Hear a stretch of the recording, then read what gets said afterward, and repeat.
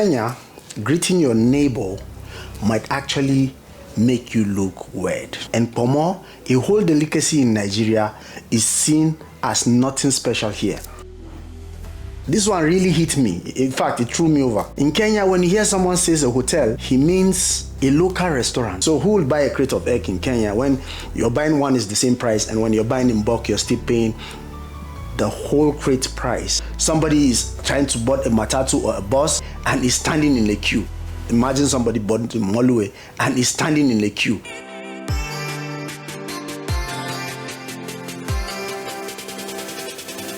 If you're not subscribed to this channel, what are you waiting for? This is a raw, unfiltered channel. This is a channel where I get to experience Africa, traveling through Africa, and share it with you, my tribe. Make sure you stay subscribed to the channel. Don't forget, my name's Harry Tigansa Jingina, and the channel is THrybE, and we're here to explore Africa and beyond. First of all, I want to start with Kenya and visit all 47 counties of Kenya. I'm sure you would like to follow me on this journey. I came from Nigeria, lived in Dubai, and now I'm here in Kenya. And what I have seen, massive cultural shocks. Let's get into it exactly. The mind your business culture. As a Nigerian, community is everything. We greet our neighbors, stop to gist, even give unsolicited advice sometimes. But here in Kenya, people are incredibly respectful of personal spaces. No one is in your business. You could live in a compound for a year and barely know your neighbor's name even. It's not just rudeness, it's just the culture. People mind their businesses and they expect you to do the same. Women do it all. And you can see women calling me to clean up my shoes. It's surprising that you find women doing polish. That's the second culture shock I got here. In Nigeria, there are still clear societal expectations. Certain jobs are seen as male-dominated, but in Kenya, women are everywhere. I've seen women as matatu conductors, bus drivers, shoe shiners, mechanics, and even running construction sites. The gender role here are more flexible than it's normalized. No one is battling an eyelid. Everybody is there. Men are cooking in public spaces. Hey, in Nigeria, though we have a few, but here in Kenya, it shocked me to see men openly cooking in public. I'm not talking about chefs. I'm talking about regular men making chapatis, ugali, smochas, mandazis in street kiosks. Back home Nigeria, that will raise a few eyebrows. Like, where's your wife? Where's your daughter? But here, no shame, no stigma. Hotels in Kenya aren't hotels. Sincerely, that's the fourth cultural shock I got. Because in Kenya, when somebody says hotel, they actually mean a local restaurant where people eat food. That's what they call a hotel. Okay, I thought I was going to sleep somewhere, only to realize I was just going to a spot where they sell chapatis, chai, and fried fish, and somebody just said a hotel. Funny enough, it was just a restaurant. Culture shock number 5 is tea. Kenyans are so obsessed with tea. Kenyans love tea. Chai is more than just a drink here. It's a lifestyle. Morning, afternoon, evening, even before bed. Here in Kenya, it's something.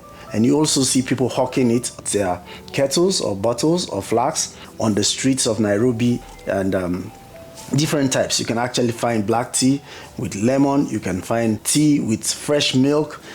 That brings me to one other thing. While in Nigeria we use a lot of powdered milk, here in Kenya, maybe because they have a lot of cattle, they use a lot of fresh milk. Like you see fresh milk vendors everywhere. You even find like ATMs where you can actually put your coin and get your fresh milk here in Kenya. It's something that really surprises me. Very rare you find somebody using powdered milk. So that's a big thing. And they really love their chai. They love their chai. In fact, when somebody is looking for a bribe or a tip, he tells you, can you buy me chai? Or can you buy me tea? Yes. So that's it.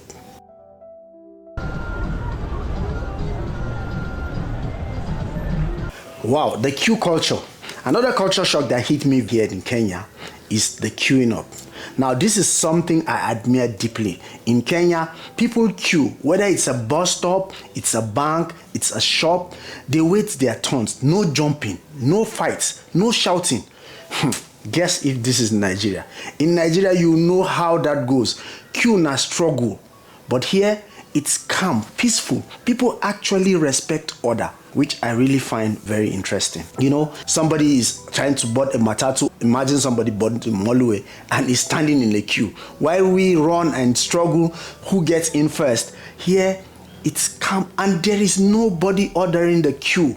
Once somebody starts the queue, another person jumps behind. Exactly, you find everybody follows.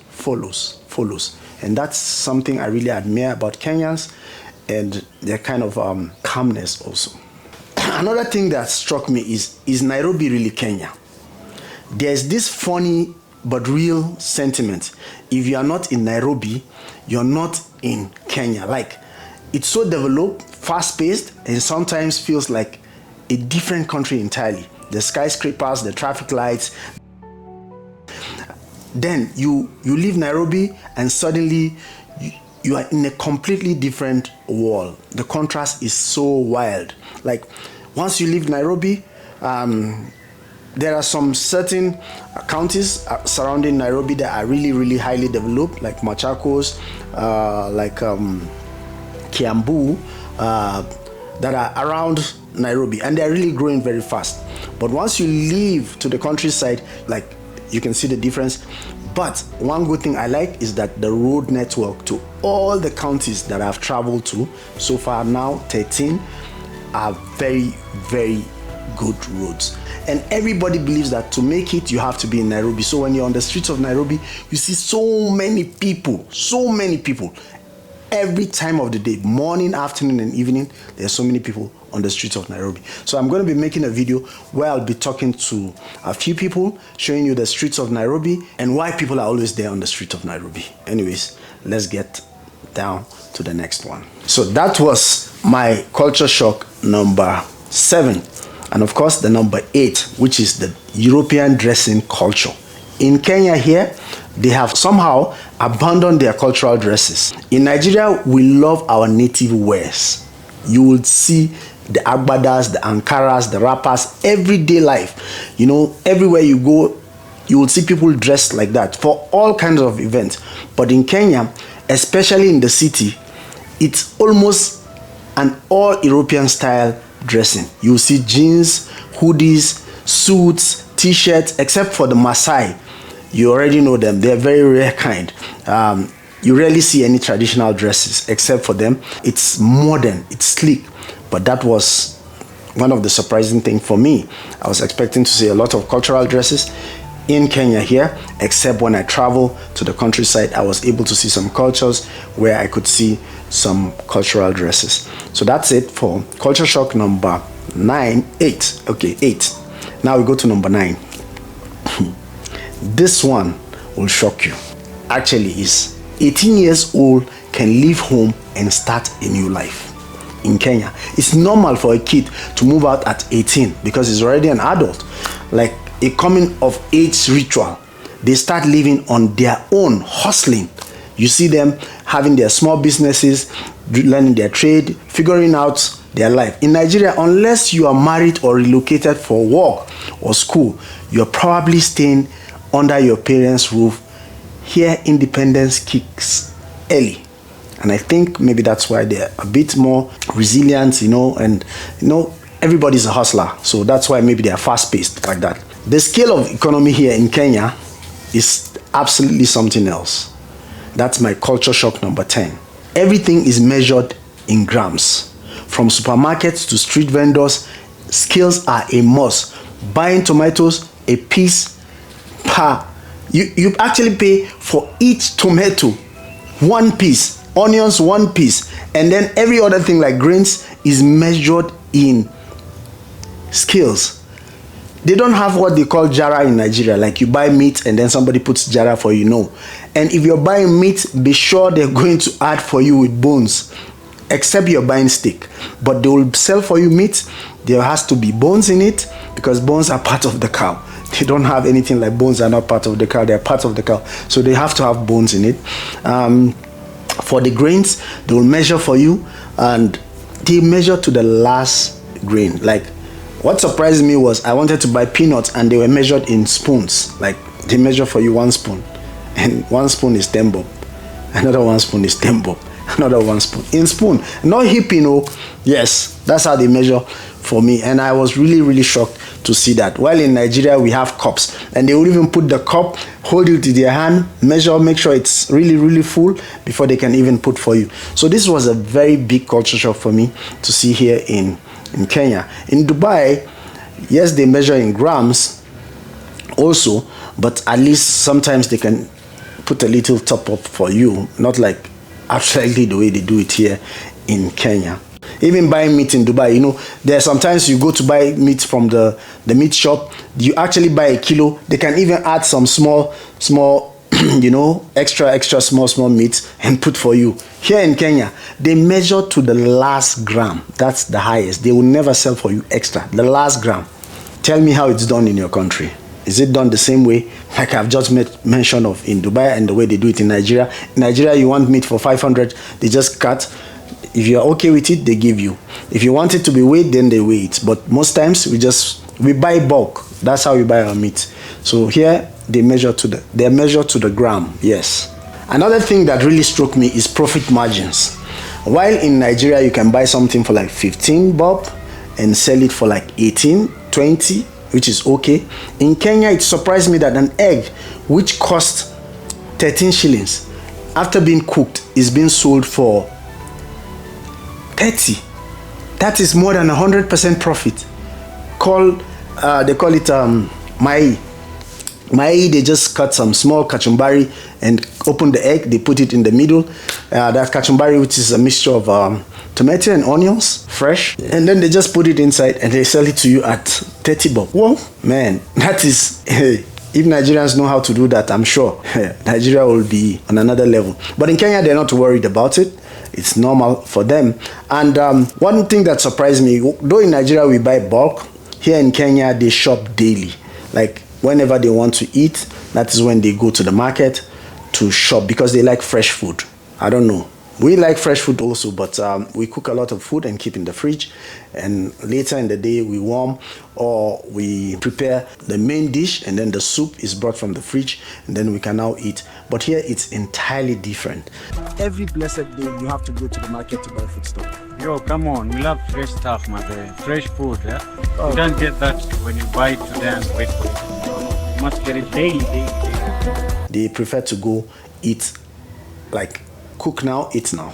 For them, they buy daily use. For us that buy in Nigeria, we buy in bulk, so you can actually get a good bargain when you're buying in bulk. For example, an egg is 13 bob, and when you're buying a crate in Nigeria, you'll be paying maybe 50 shillings less. If it's supposed to be 390, maybe you pay 350. Now you encourage the buyer to buy more from you instead of buying single. So who will buy a crate of egg in Kenya when you're buying one is the same price, and when you're buying in bulk, you're still paying the whole crate price? That's the whole crate times one piece. Yes, that's a big culture shock. And for sure, like I told you, even tomato and onions, you buy per piece. Like one tomato is this, one onion is this, 3 pieces cost this. Yeah, that's how you pay for it here. Unlike ours, where you have like a measure and they just put it there and they tell you this is the price, and you can even bargain. Here, it's very difficult to bargain. Bargain is not part of them here. So Pomo is not meat in Kenya. Cow skin that even in Nigeria you ship, export. Let me say this loud. In Nigeria, Pomo is a national treasure. You know what is national treasure? And in case if you don't know what Pomo is the cow skin. After the cow is being slaughtered, the skin is being removed, it is roasted, and then all the hairs are burnt with fire, and then now it is taken, washed. Some dry it and export it, some take it straight to the market after washing. Now almost every meal, you know, every stew, every obono, egusi soup has some small pieces of it inside. But it hit me so hard to see that cow skin here is not fit for meat. People laugh at me when I say we eat cow skin.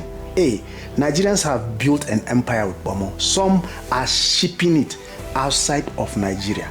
You ship to UK, to Germany, where you have a lot of Nigerians and foreigners that have actually tried it. I'm telling you, love it. So if you're Kenyan and you've never tried cow skin, though I've seen where you sell the cow head and the cow leg. Yes, the leg, you make soup with it and then you eat the meat. It's the same Pomo. I don't know how it tastes to you guys, but some people laugh at me when I say Nigerians eat Pomo, and I know you do eat it also. So that's another culture shock for me to find out that people don't eat cow skin here, though they eat the cow head, which also has the skin, and they burnt it. They eat the cow legs.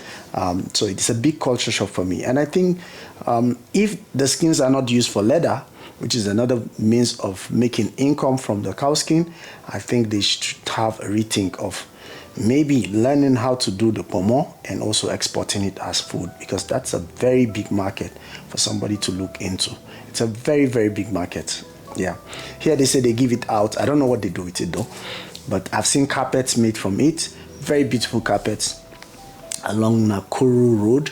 Yes, I wish to go there someday and maybe capture some clips about the Great Rift Valley. And if I'm able to, yeah, I could show you some of those carpets. But they do a lot of good things with the leather here. This one will blow your mind. This one I'm about to talk about will blow your mind. What is that? Kids call adults by their names. Like a teenager will call me Harry by my name. And even if you are like married to their auntie or their uncle, they still call you by your name. Like, no fear. So I don't know what it is. They don't see anything like disrespect. In Nigeria, you don't even call your neighbor who is older than you by like 2 years, 3 years by his name. You have to put either the uncle, the auntie. Now, this one was wild for me. In Nigeria, children must use titles like uncle, auntie, sir, ma. Even someone 2 years older than you gets that respect, you know? But here in Kenya, no ways. Even in schools, I've seen people, they just call Miss this, Mr. this. Yeah, that's the highest they can give you.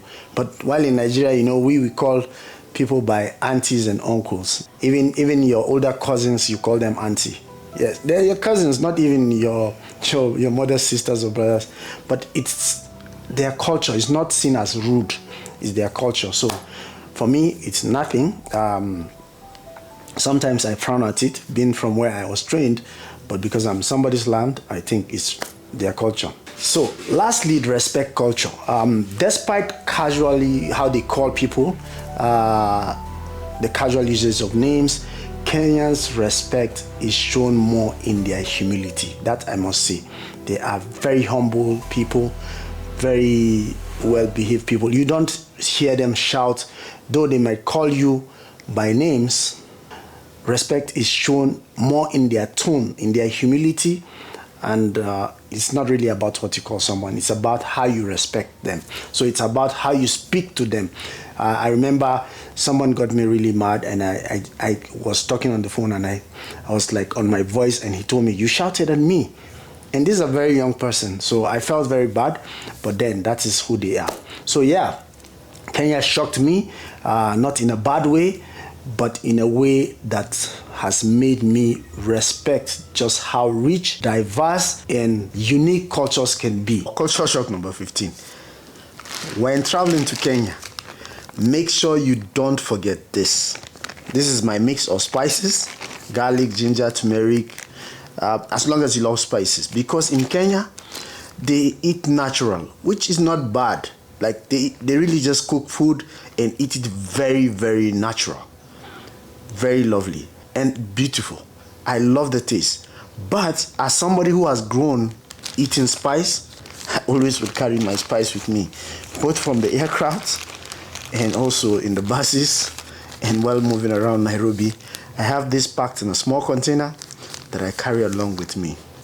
Eat it that way because I was brought up eating spices, growing up eating spices. Because I've learned to eat like that. Some of the foods I love it without the spices, but most times I love to have my spice with me, so I put it in a small pack and then I carry it with me wherever I go. It's a mixture of chilies, nutmegs, coriander, parsley, thyme or thyme, we call it, and then curry and so on and so forth, because they don't use most of these spices here. So if you're coming and you like spices, make sure you have your spice with you.